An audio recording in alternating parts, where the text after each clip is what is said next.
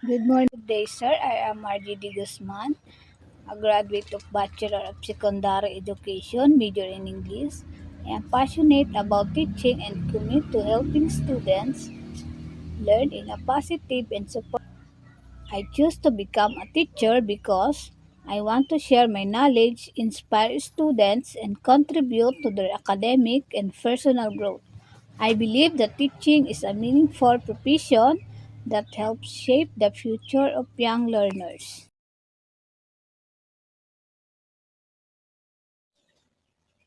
One of my strengths as a future teacher is my patience and dedication and help students learn. I am also hardworking, responsible, and willing to adapt to different teaching situations.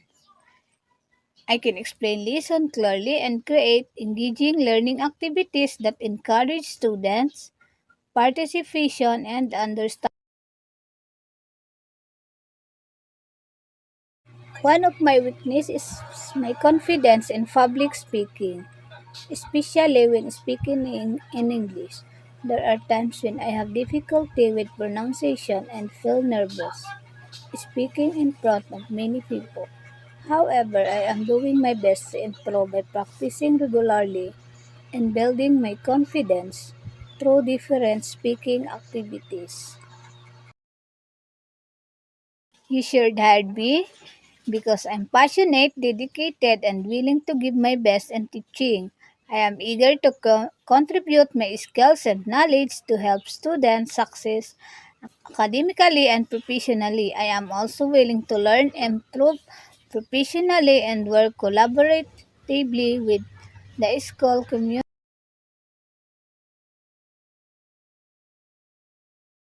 Grace Mission College is committed to providing quality education and helping students develop academically, morally, and socially.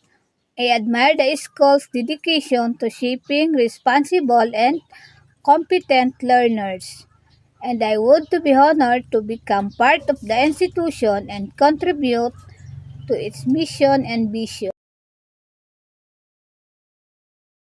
In 5 years, I see myself as a more experienced and effective educator who continues to inspire and guide students.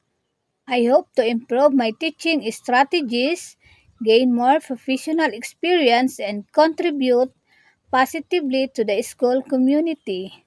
I also aim to continue learning and growing in my profession while helping students achieve their goals and